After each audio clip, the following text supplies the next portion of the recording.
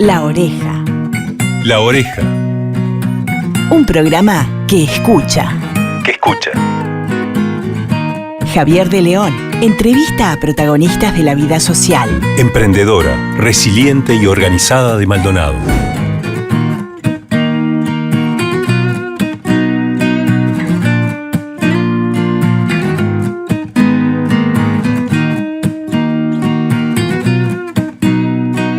Amigos, con mucho gusto sean bienvenidos a La Oreja.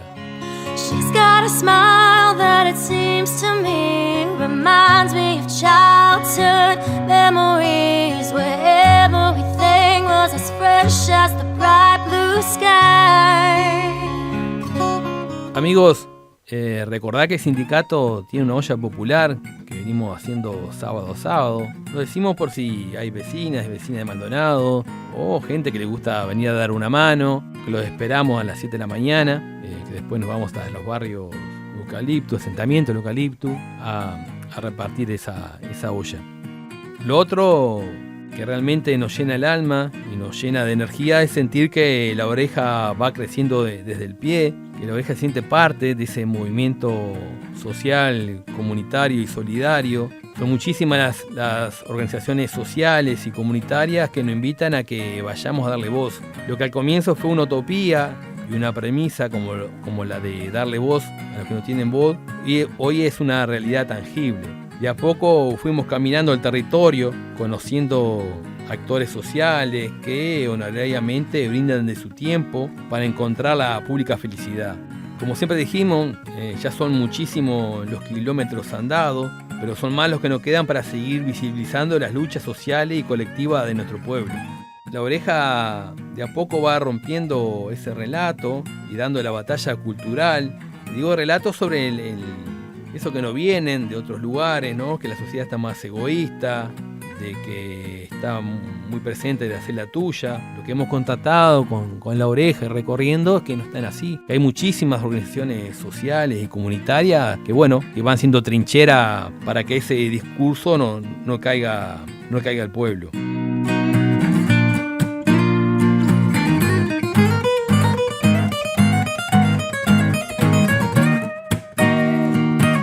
Quiero recordar también que en la clase radio hay varios programas, como Otras Yerbas, está el programa del Ómnibus también, que lo vienen haciendo diferentes compañeros del sindicato. Realmente es un orgullo para este sindicato que los compañeros se vayan animando, se vayan sumando a la clase de radio. Entendemos también que a veces el miedo juega mucho en esto, y como justamente vamos a hablar de la historia del movimiento sindical, quiero decirles que sinceramente, de un tiempo a esta parte me siento mucho más fuerte, más allá de la persecución política y sindical que hemos tenido desde hace un tiempo, por estar expresando lo que uno siente y lo que ideológicamente uno siente. Pero créanme que estamos, como ya lo dije, estamos más fuertes que nunca. Y justamente para hablar de estas cosas es que fuimos hasta Piriápolis, fuimos a conversar con Carlos García. Carlos García fue por muchos años secretario general de este sindicato. Y estuvimos hablando de un montón de cosas, de historia del movimiento sindical, de los mineros en Iquique,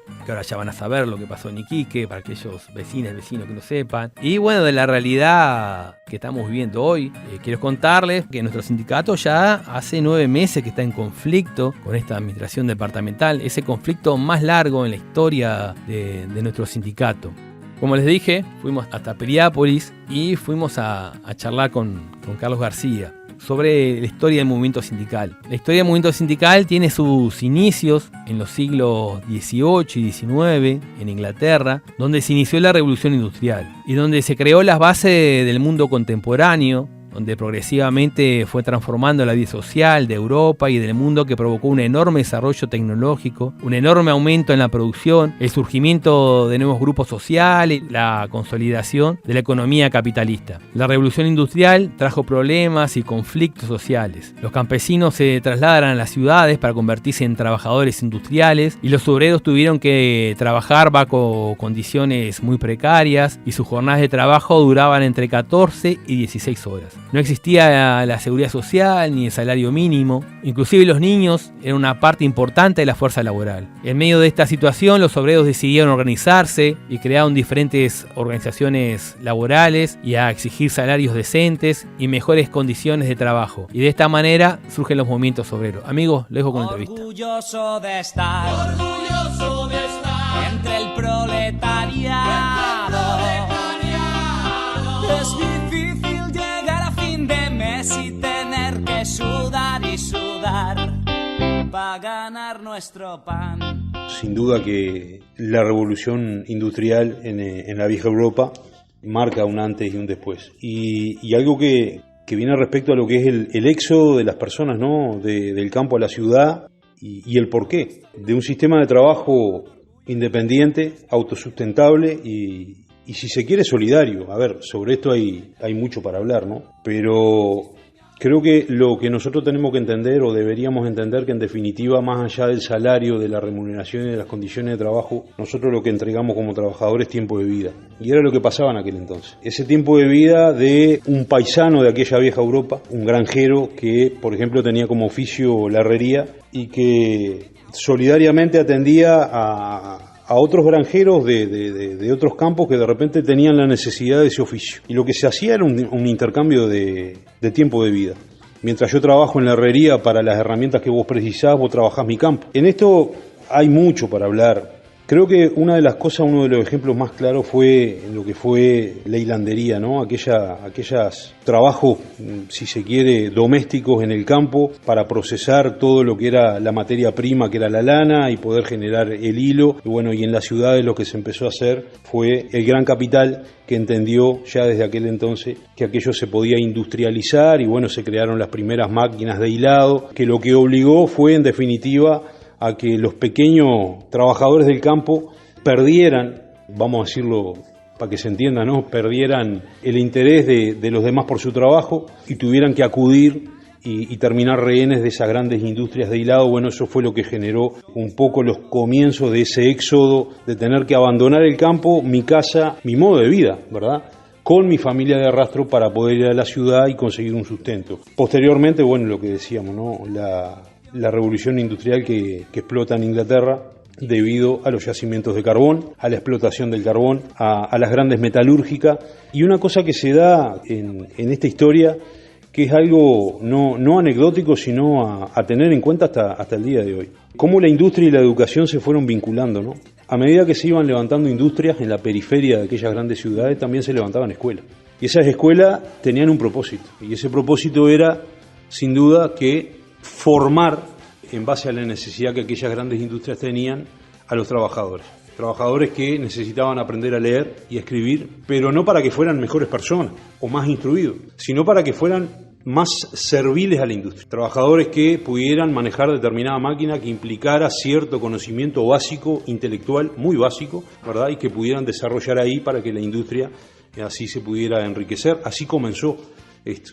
Creo que en aquel entonces podemos decir que la gran industria, los grandes explotadores de la vieja Europa le terminaron dando un instrumento a los campesinos que nunca pensaron que iba a ser la base de la formación de las organizaciones. El simple hecho de aprender a leer dejaba al obrero en aquel entonces muy explotado, sumamente explotado. Hay historias de trabajadoras y trabajadores que murieron dentro de una industria trabajando y los cuerpos se hacían a un costado porque no había tiempo, la industria no paraba, y las familias que venían de la periferia a la industria tenían un determinado día, una determinada hora para entrar a retirar el cuerpo de esa persona. Así comenzó esto, ¿verdad? Sin duda que a futuro las y los trabajadores de aquel entonces se veían obligados, llevados contra las cuerdas, a explotar socialmente, y la necesidad de empezar a organizarse.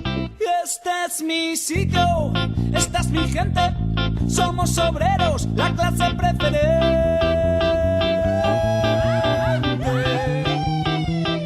Carlos, nosotros lo que pretendemos, como dijimos al comienzo del programa, es contar la historia del movimiento sindical. Y contar la historia del movimiento sindical tendríamos para muchísimos programas, porque es de mucha lucha, de mucho sacrificio de los trabajadores. Pero viniendo a Latinoamérica, hubo un caso que fue el de los mineros en Iquique, que, bueno, justamente, como les decía, hubo un hecho que conmocionó al movimiento obrero internacional, que fue la matanza de trabajadores en 1907 en Chile a los mineros de Iquique. ¿Y por qué queremos traer este hecho a La Oreja? Porque es un ejemplo más de cómo el Estado, en este caso el Estado chileno, ha protegido el poder económico usando las Fuerzas Armadas y abriendo fuego en contra de los trabajadores, algo que se ha repetido a lo largo y ancho de Latinoamérica. 8.000 obreros se juntaron en Iquique, proveniendo de diferentes partes, de empresas de salitre, de las mineras, etcétera, en el cual en ese momento habían de 400 a 500 niños. Jornadas de sol a sol, con calor extenuante, con condiciones de trabajo paupérrimas, pedían que les aumentaran el sueldo y que los precios de la pulpería bajaran. También que 1 kilo sea 1 kilo y no 800 gramos o 850 gramos como se les engañaba a los trabajadores. Como dijimos, se congregaron alrededor de 8.000 obreros de diferentes lugares en Iquique y se congregaron en la escuela Santa María. Ahí los obreros se pararon firmemente para hacer valer sus reclamos ante la amenaza del ejército de caballería y de infantería. Lo que sigue a continuación es el terror, la barbarie, la masacre, descarga de fusilería, mataron a todos los directivos. Luego el ejército entró a la escuela a punta bayoneta, el ejército no hace distinciones, hombres, mujeres y niños son atravesados por la bayoneta. Siguen los disparos ante los obreros, las metrallas, que lo barre todo, ametralladores navales contra los obreros desarmados, los minutos no paran, la masacre no para, el espectáculo es dantesco. Cientos de cadáveres, llantos, obreros agonizando, familias completas masacradas por el ejército, las ejecuciones siguen, tiros de gracia en el suelo. Llegada la tarde en la escuela Santa María, o más bien lo que quedaba de ella, los vecinos del lugar contaron entre 500 a 1.000 trabajadores muertos. Chile, que tiene mucha historia y poco se sabe de las matanzas de obreros, como la matanza de portuarios en 1901, con la matanza de obreros de la carne en 1905, como la matanza de los obreros del salitre, donde se reprimieron a familias completas en 1910, y hasta la llegada de la dictadura de Pinochet, donde se liquidó a todo el trabajador social. Carlos, esta es una historia más de la mucha, del dolor del movimiento sindical, también de la conquista, pero ¿qué pensás cuando, sabiendo esta historia, ¿no? Y te traigo más a la actualidad, qué pensás cuando se escucha de parte de algunos actores políticos de que todos los sindicalistas somos vagos, somos atorrantes? Iquique sin duda fue una de las tantas tragedias podemos decir que de la humanidad, ¿no? Sin dudarlo. Vos bien lo desarrollaste ahí. Lo que murieron ahí no fueron soldados que combatían un ejército uno contra otro, sino trabajadores y trabajadoras, incluso niños. Era muy común en esa época todavía que los niños trabajaran a la par de los adultos, y todo eso tiene una explicación, porque digo, para que esto pasara, estos trabajadores por algún motivo tuvieron que reaccionar. Los motivos están más que claros, pero hubo una influencia europea muy grande. Los primeros inmigrantes que organizaron este tipo de rebeliones obreras, si se quiere, empujados por la situación, fueron anarcos, ¿no? Que venían desde la vieja Europa, más conocidos como los sácratas, ¿no? Que desembarcan, bueno, principalmente en Argentina y después se extienden por el resto del continente. Esto pasó porque las organizaciones sociales, como el movimiento sindical, tuvo que tener un proceso de maduración, ¿no? En nuestro continente, segunda mitad del 1800, no se conocía el movimiento sindical propiamente dicho.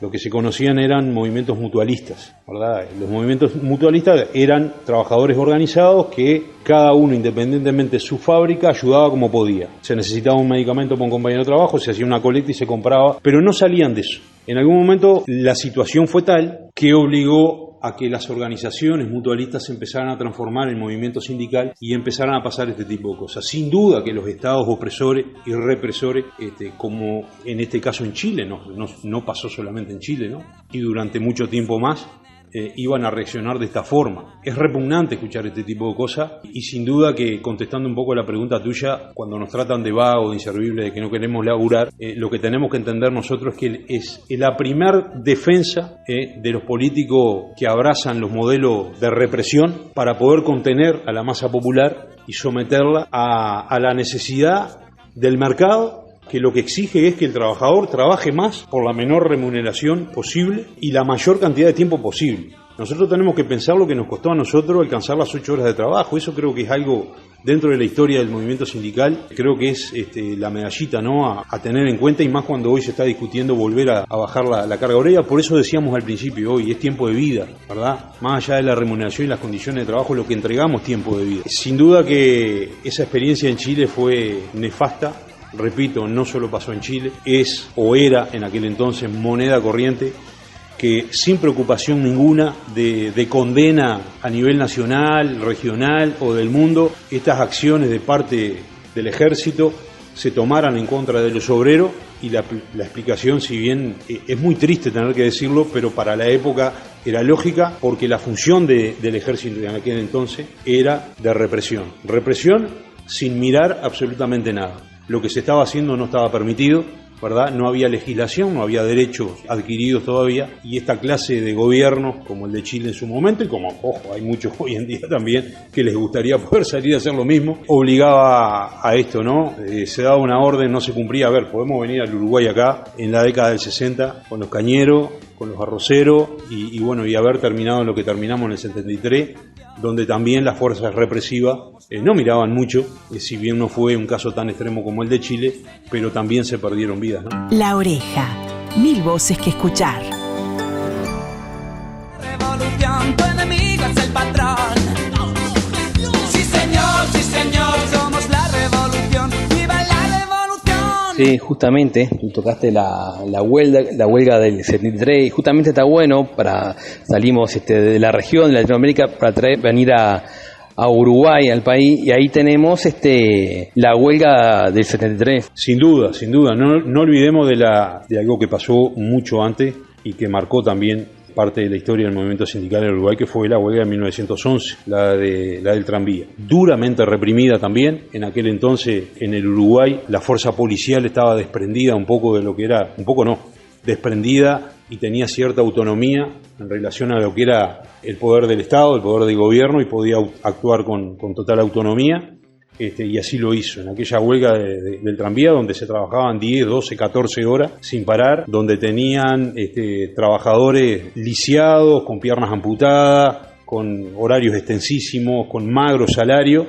Bueno, llevó a este descontento popular que arrojó a las calles no solo a los trabajadores del tranvía, sino a otras asociaciones también que se sumaron, y que fue duramente reprimida, con armas de fuego, con golpes, con muerte, incluso también por parte de la policía. En el 73, bueno, evidentemente que el movimiento sindical ya lo había anunciado desde el año 68, había advertido que, bueno, que de haber un golpe de Estado se iba a contrarrestar con una huelga general, que fue la gran huelga del 73, que hizo frente a la represión y a la dictadura. Carlos, vos venís un poquito para el plano departamental, porque nuestro sindicato también viene haciendo demostraciones de lucha hace ya más de 8 meses y medio, que estamos en un conflicto con la administración, bueno, por el tema de la carrera transparente, por el tema de represión sindical, en su momento fue también por los uniformes, y el hostigamiento de algunos compañeros municipales por no ser parte de su partido político, no pensar lo mismo, o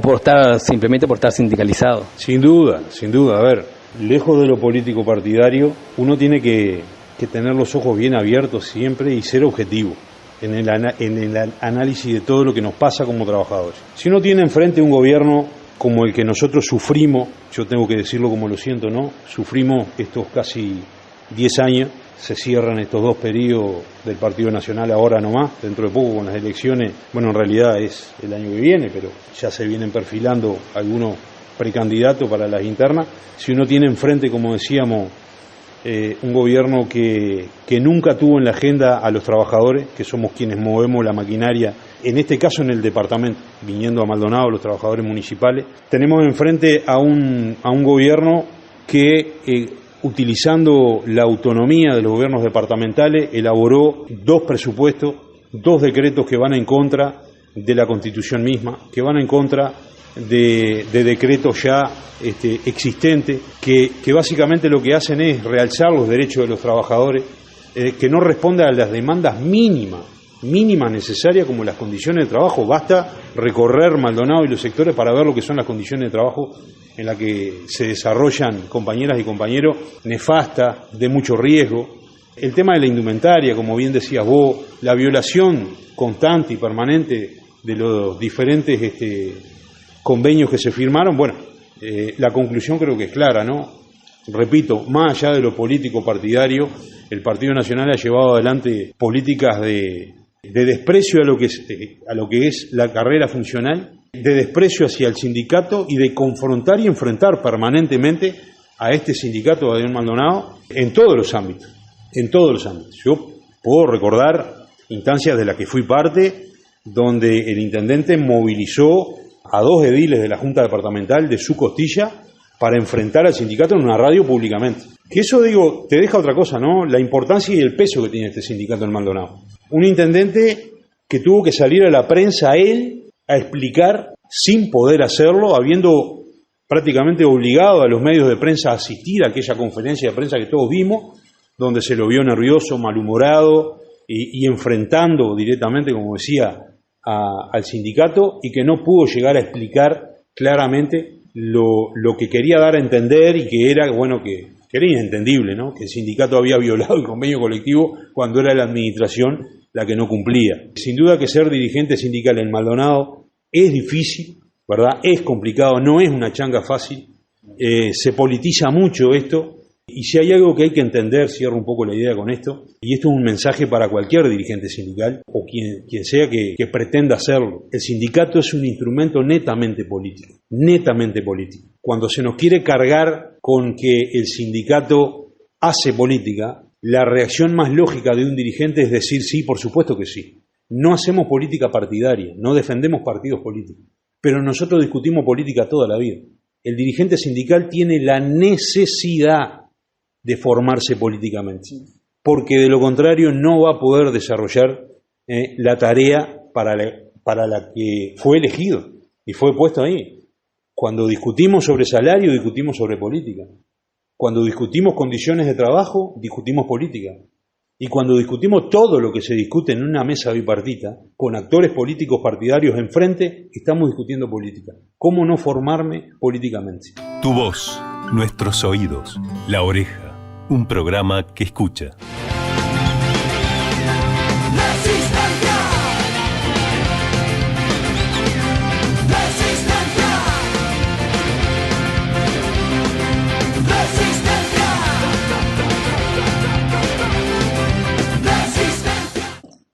Hace poquito hubo un tema nacional, ¿no?, sobre los dichos de un senador de la República. Estoy hablando del líder de Cabildo Abierto, Manini Ríos, donde en una reunión dijo que el PCNT tenía fracciones antidemocráticas. Después salió la prensa, reculó en chancletas, pero claro, no pudo explicarse justamente sobre las cosas que dijo del PCNT. Yo creo que en esto lo primero que tenemos que entender es Manini Ríos es un estratega militar formado militarmente, que en algún momento entendió que su incursión dentro del ámbito político partidario lo podía llevar a alcanzar, a ver cómo decirlo, ¿no?, objetivos que desde su institución no pudo alcanzar. No se le puede creer a Manini cuando, por ejemplo, habla de democracia.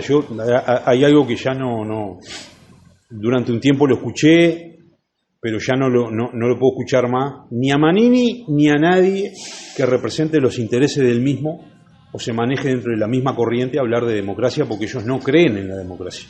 Esto hay que decirlo bien claramente. Entonces, cuando Manini en una reunión con cabildantes dice que el PCNT es una fracción antidemocrática, habría que preguntarle realmente a Manini Ríos qué es lo que quiere decir. Manini Ríos tiene algunos deberes pendientes. El primero, creo que es reconocer públicamente, que nunca lo ha hecho, ¿verdad?, a quién realmente enfrentó en la dictadura la institución militar, el aparato represor del Estado, y dejar de abrazar la teoría de Sanguinetti de los 2 demonios, ¿verdad? Ya está, ya pasó.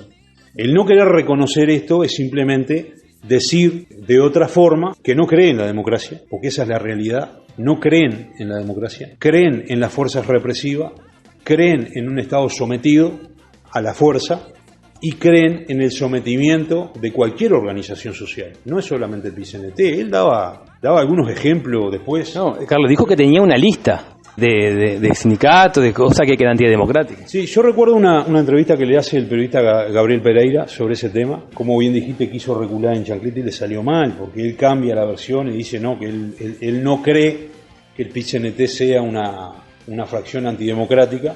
Ahí él, medio que se entrevera, va y viene. Manini Ríos públicamente le pasa un poco lo que le pasa a Antía cuando lo apurás un poco con el micrófono, ¿no? Lo apurás un poco y se empiezan con las contradicciones.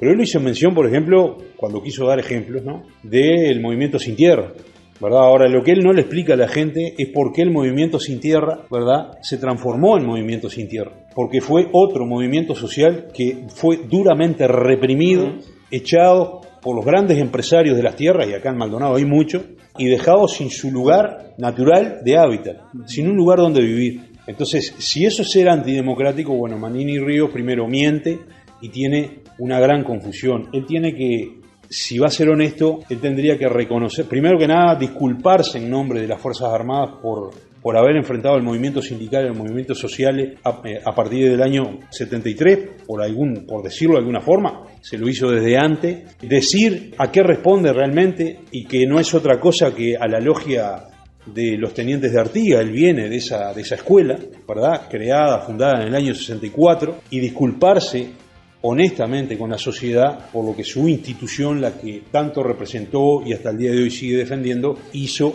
del 73 al 85, que fue la caza, la persecución, el secuestro, la tortura y el asesinato de trabajadoras y trabajadores. Eso fue lo que hizo un poco su institución. Y trayendo las palabras del presidente del PICNT, de Abdala, ¿no?, que dijo que vaya si el PICNT ha dado muestra de democracia, ¿no?, donde dio la sangre de sus mejores hombres. Lo que hay que hacerle recordar también a Manini, que va a tener que mirar para dentro de su coalición, donde la mayoría de la intendencia del Uruguay son de un partido político, ¿no?, y donde, bueno, han tenido muestras clientelares, que eso también afecta a la democracia, tema de represión sindical, que eso también afecta a la democracia, y bueno, que no tiene que mirar para el lado del PICNT.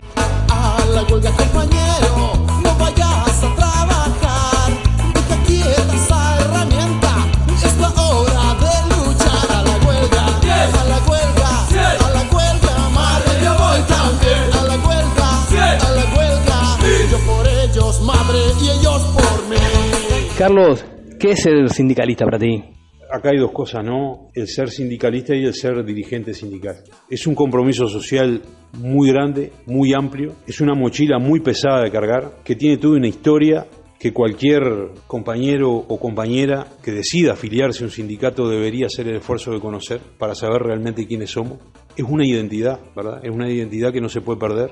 Es saber quiénes somos y de dónde venimos. Y principalmente para el dirigente sindical.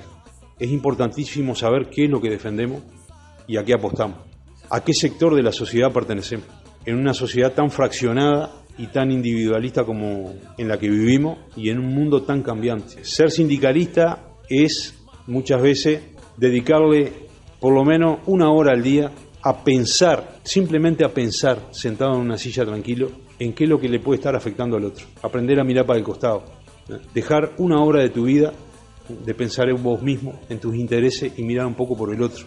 Ser sindicalista es entender, como dije recién, que debo formarme políticamente porque el mundo gira en torno a la lógica de la política. Y en ese sentido, ser sindicalista es entender la política desde una lógica solidaria y desprendida, no hacer política partidaria. O soy un actor político o soy un dirigente sindical. Y en ese sentido muchas veces se nos ha cargado a nosotros también las tintas de que, bueno, los dirigentes sindicales muchas veces incursionamos en esto para después poder ocupar cargos políticos. Y alguien dirá, bueno, pero eso es malo, eso es bueno. No, no es ni malo ni bueno, es una lógica que se da. ¿Por qué? Por la formación política que uno adquiere para poder representar a los trabajadores desde un sindicato. ¿Qué es lo que pasa después?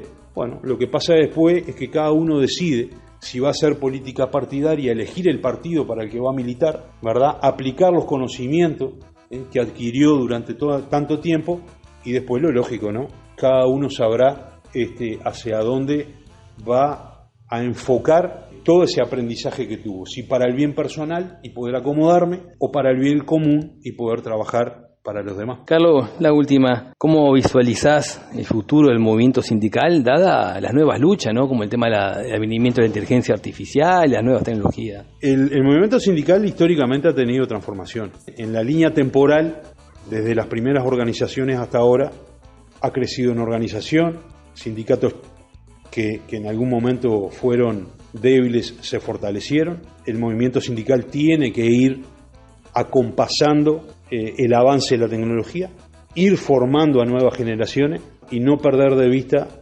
sus objetivos históricos adaptados al tiempo de hoy, pero con perspectiva de futuro. Esto va a seguir cambiando.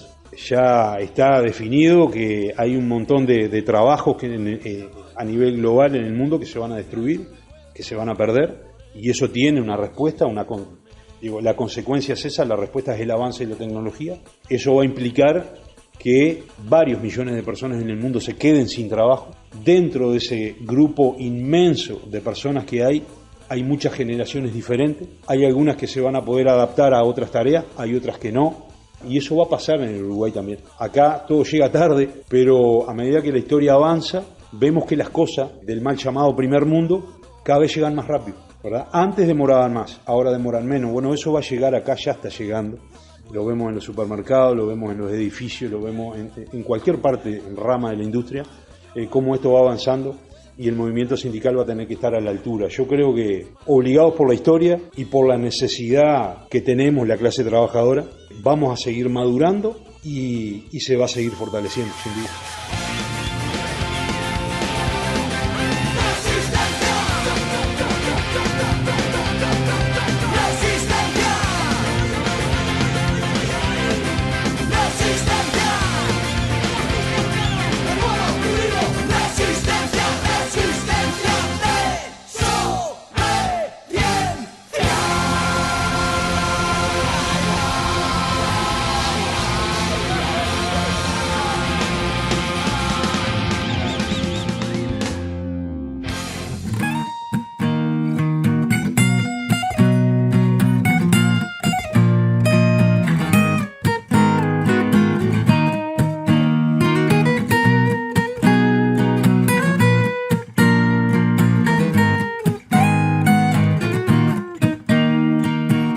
Amigos, ahí pasó la entrevista que le hicimos en Piriápolis a Carlos García. Bueno, la verdad que fue como habrán escuchado, fue una entrevista muy rica, contando toda la historia de lucha del movimiento sindical, no solo nacional, sino que también internacional y departamental. Amigos, antes de irnos, voy a leer una frase de Jean-Jacques Rousseau que dice: la igualdad no significa que todos tengamos la misma riqueza, sino que nadie sea tan rico como para poder comprar a otro, ni que nadie sea tan pobre como para verse forzado a venderse. La Oreja. La Oreja. Un programa que escucha. Que escucha. Javier de León entrevista a protagonistas de la vida social. Emprendedora, resiliente y organizada de Maldonado.